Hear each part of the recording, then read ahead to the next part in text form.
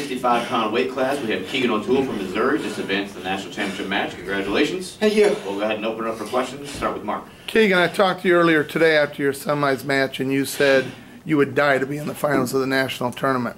Thank God that didn't have to happen. You had a great match. You controlled everything out there. How'd you feel it went? You know, I'm one tough SOB. No matter what happens, I'm hurt. That's not a perfect victory. I would have liked to put more points up, but you know, you got to find ways to win. And when you're not able to do what your original game plan is, to score as many points as you can, you got to be gritty, and that's what you saw in that match on top, and then in those scrambles. So, let's go to Mike. Keegan, you're still just a freshman, yep, eligibility-wise, at a time when you've got like 7-year guys doing here. How do you feel compared to those guys? Do you still feel fresh? What do you feel like? Yeah, I mean, I've been wrestling since I was 6 years old, and I haven't stopped wrestling, practicing, competing since COVID ended back in November when I started in the U20s. In my second year, I haven't stopped competing and wrestling, so you know, I just feel as experienced as anyone else. And you know, I'm excited for this tournament to be over because my body hurts. But yeah, it don't matter if you're 26 years old. You know, I'm only 20 at the moment, so I'm ready. There's no need to make excuses about anything.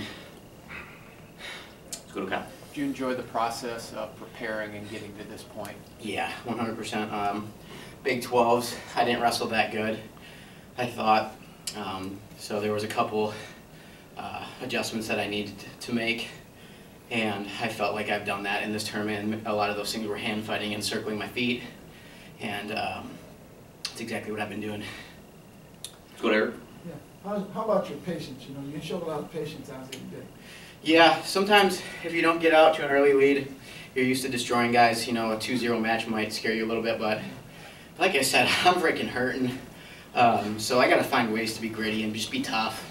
You know, but funny story, I watched the movie 300 before this tournament started, and you know, I thought if I'm hurt, that's no excuse. Like these Spartans, they were going into battle with, you know, massive wounds on them, and they were still going out and battling. So I just try to keep that mentality. I know it's such a stupid little thing, but it really is kind of before my matches if I'm feeling nervous or anything like that. We'll go to Mark and then Mike.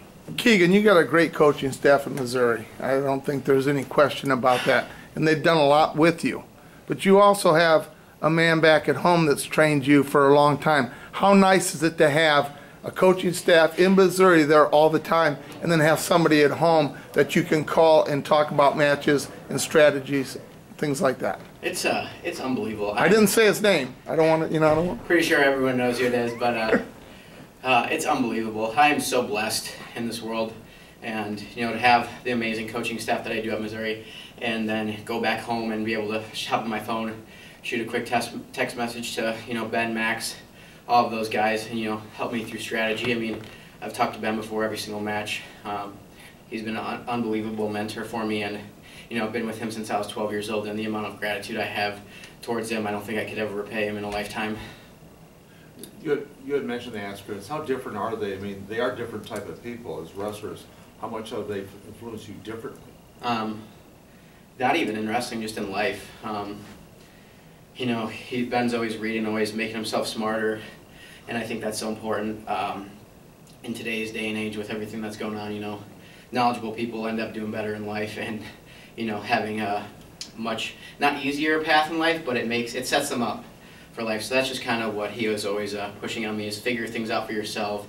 You know, don't be relying on other people. And that's one thing that, you know, when he's coaching me, a lot of times he's not going to give me an answer because he wants me to figure it out. And I think that's something that is so important and crucial for me as a person and a wrestler. You have Shane Griffith tomorrow night. I don't know if you know that. He won. Yeah, I saw that right. So, what do you need to do to prepare for that match for tomorrow night? I just need to go to bed. I've been up late. First night there was a lot of people next door. I didn't go to bed till like 2 a.m. I just need to get some rest, get some food in me, and you know, ice the things on me that are hurting, and get a good warm up in, and then just, like I said, be prepared to die. I know it seems kind of exaggerated, but you know, I'm pretty much going to do anything that I can. You know, whether that's win or loss, I'm going to go to the distance, and I'm going to put up a fight that he's never felt before. How was the energy out there today? It was great. as long as I'm just, making sure I'm breathing in between periods, in between little rest breaks, and ultimately just hand fighting the way I want to hand fight. If I do that, I'm going to be able to go for hours on end. I think he meant the crowd, the atmosphere with the full Thank you. arena. That's correct. Oh, sorry about that. But we'll leave that one too. It's a great atmosphere. I'm only going to get to do this after this tournament 3 more times in my life, so I might as well embrace it and have as much fun as I can out there. And, it is serious for me. I have high expectations of myself, but, the most important thing in the sport is it's not everything. It is a big part of my identity, but it doesn't define who I am. So as long as I'm enjoying the crowd out there, having fun with it, and making new relationships as this journey goes, because, ultimately in life, I feel like the purpose of it is to create relationships and, evolve as a person more than just a wrestler. Thanks for joining us. Good luck tomorrow. Thank you, guys. Thank you. Recording stopped.